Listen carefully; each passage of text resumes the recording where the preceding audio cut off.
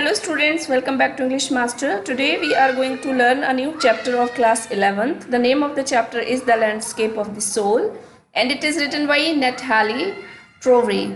So this lesson talks about the forms of art. There are two arts described over here. One is Chinese art and the other is European art. So he has described both the arts by using two different stories.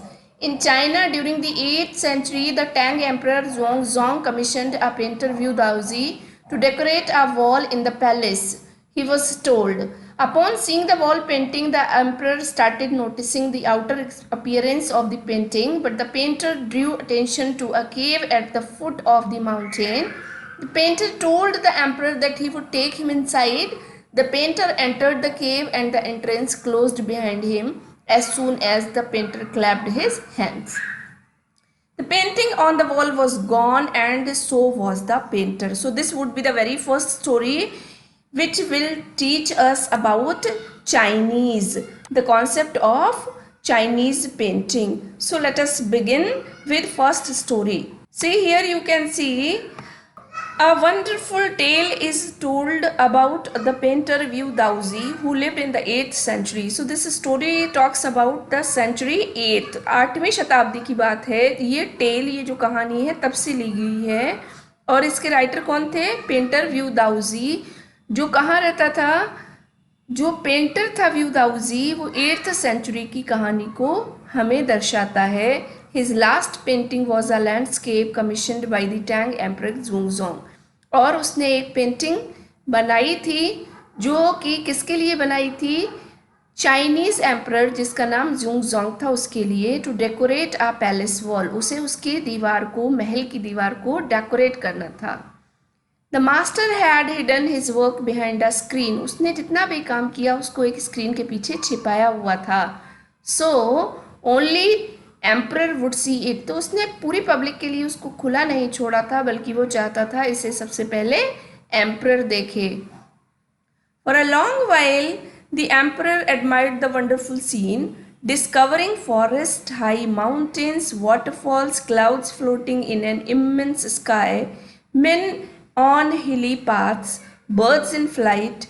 Look sire, said the painter. तो हमने ये जितनी भी चीज़ें पढ़ी उसकी painting में थी. क्या कुछ था? वंडरफुल सीन थे, बड़े अच्छे अच्छे फॉरेस्ट थे, ऊंचे ऊंचे माउंटेन्स थे, झरने थे और उसमें बादल जो थे वो तैर रहे थे एक इमेंस यानी बहुत बड़े स्काई में. और वहाँ पर हिली पाथ्स थे जिसमें बर्ड्स फ्लाइट, पूरे कलेक्टिव नाउन है ये, जिसमें बर्ड्स बहुत सारी एक साथ देखी जा सकती थी. तो हम देखते हैं कि जो उसकी पेंटिंग थी वो नेचुरल ब्यूटी से भरी पड़ी थी. लुक साइर, उसने सर यानी ये संबोधन शब्द है, उसने उसको एड्रेस करते हुए कहा. In this cave at the foot of the mountain dwells a spirit. Spirit means आत्मा, ड्वेल्स मीन्स रहती है. कि ये जो केव मैंने बनाई है इसके दरवाजे पर एक आत्मा रहती है, इस केव पे, इस गुफा के पास. The painter clapped his hands and the entrance to the cave opened. और पेंटर ने जैसे ही ताली बजाई तो उसका दरवाज़ा खुल गया. The inside is splendid. उसने बताया कि अंदर से बहुत खूबसूरत है. Beyond anything words can convey. इतनी सुंदरता है इसके अंदर कि मेरे शब्द इसको कन्वे नहीं कर सकते. Please let me show your majesty the way. मैं इस तरीके से आपको रास्ता दिखाऊंगा. So this is how he addressed, he introduced the painting to the emperor Zhongzong and this is how he told that how beautiful it was and there was a speciality that there was a spirit living inside of it. The painter entered the cave but the entrance closed behind him. जैसे ही painter अंदर गया पीछे से दरवाज़ा बंद हो गया. And before the astonished means होता है अचंभित. Emperor could move or utter a word, the painting hand had vanished from the wall. इससे पहले एम्परर कुछ समझ पाता दीवार से वो पेंटिंग जो थी वो वैनिश यानी गायब हो चुकी थी. Not a trace of Wu Daozi's brush was left, वहाँ पर व्यू दाउजी का ब्रश तक देखने को नहीं मिलता था. And the artist was never seen again in this world, और इस संसार में हमने उस आर्टिस्ट को फिर कभी नहीं देखा। So it is a wonderful story of past which talks about 8th century, और ये हमें बताती है कि किस तरह की पेंटिंग्स उस समय में की जाती थीं। ये सारी सीनरीज से भरी हुई होती थी। Such stories played an important part in China's classical education. तो ऐसी स्टोरीज ये क्लासिकल हुआ करती थी और चाइना की एजुकेशन का एक पार्ट होती थी। The books of Confucius and Zhuangzi are full of them.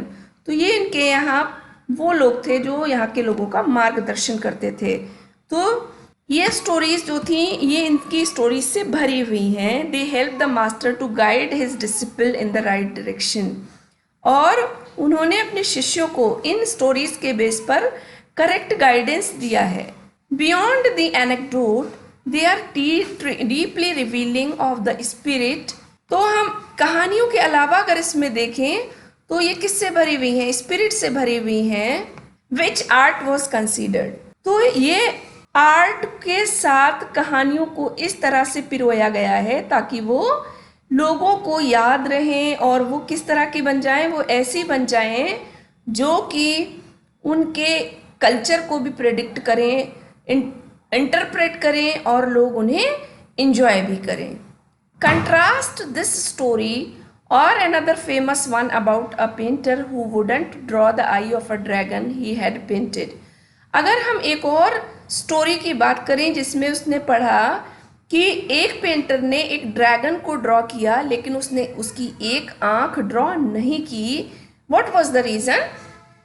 For fear, उसे डर था। It would fly out of the painting, कि अगर उसने उसकी आंख बना दी तो वो पेंटिंग से गायब हो जाएगी। दैट मीन्स वो उड़ जाएगी। तो उनमें इतनी साफ सफाई से वो बनाई जाती थी कि राइटर को डर था कि वो इतनी परफेक्ट पेंटिंग थी कि कहीं वो उसमें से ड्रैगन जो है वो निकल कर भाग ना जाए। With an old story from my native Flanders that I find most representative of western painting. तो ये स्टोरी वो है जो हमें वेस्टर्न पेंटिंग का सबसे अच्छा रिप्रेजेंटेशन देती है। तो इस स्टोरी में हमने देखा कि जो राइटर है, जो पेंटर है, तो वो क्या करता है, he wouldn't draw an eye of a dragon as he feared that the dragon would fly out of the painting. Now we will talk about another story to represent a European art form, a master blacksmith who falls in love with a painter's daughter. So let us see. In 15th century Antwerp, a master blacksmith, ये 15th century की story है जिसमें एक black Smith था, लोहार, called Quinton मेत्सीज। उसका नाम Quinton मेत्सी था। Fail in love with a painters daughter, वो उसको किससे प्यार हो गया? एक पेंटर की बेटी से प्यार हो गया। The father would not accept a son in law in such a profession. लोहार जैसा प्रोफेशन उसके फादर को पसंद नहीं था जिससे कि वो उसके रिश्ते को एक्सेप्ट कर पाता। So Quinton sneaked into the painter's studio and painted a fly on his latest panel with such delicate realism that the master tried to sweat it away. Sweat it away means होता उड़ा देना।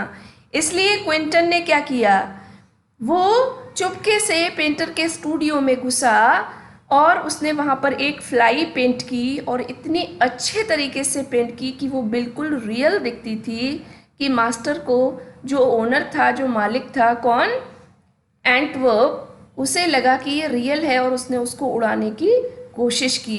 Before ही realized what had happened, और उससे पहले कि वो realise करता कि ये कैसे आई थी। Quinton was immediately admitted as an apprentice into his studio. Apprentice means to take practice. उसने फ़ौरन से ही क्विंटन को अपने यहाँ प्रैक्टिस के लिए स्टूडियो में रख लिया। He married his beloved and went on to become one of the most famous painters of his age। और इस तरह से उसकी शादी एंटवर्प की बेटी से हो गई और उस समय, उस एज में, उस युग में वो एक अच्छे फेमस कलाकारों में आता था। These two stories illustrate what each form of art is trying to achieve। तो हम ये दोनों स्टोरीज से सीखते हैं कि किस तरह की फॉर्म हमें जो है अचीव होती है इन स्टोरीज से। A perfect illusionistic likeness in Europe and the essence of inner life and spirit in Asia. तो ये हमें स्टोरी बताती है कि ये किस तरह से पेंटिंग्स जो थी उस समय में बहुत ज़्यादा फेमस हुआ करती थी. So we learned that this story represents a European art form, a master blacksmith who falls in love with a painter's daughter. Father was not agreeing and he did not approve of him because of his profession. So what the blacksmith did? He sneaked into his painting studio and painted a fly on the painter's latest panel. The fly seemed so real that the painter tried to hit it first before realizing it was the painting. The painter accepted him as a trainee in his studio, and then the blacksmith even married the painter's daughter and later became one of the famous painters of his time. So these two stories revealed as how art form is believed to be followed in two different regions in the world. In Europe, an artist wants the viewer to see a real viewpoint by borrowing his eyes, and art must be perfect and must be illusion likeness. Whereas in China, the artist doesn't paint a real one but uses his inner and spiritual voice to create an abstract piece. The viewer can even enter the painting from any point and can travel according to his own imagination. The artist wants the viewer to enter to his mind and create a path of its own. So this all we will be covering in next part.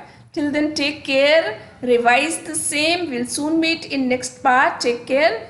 Bye bye. Do not forget to subscribe the channel to keep yourself updated.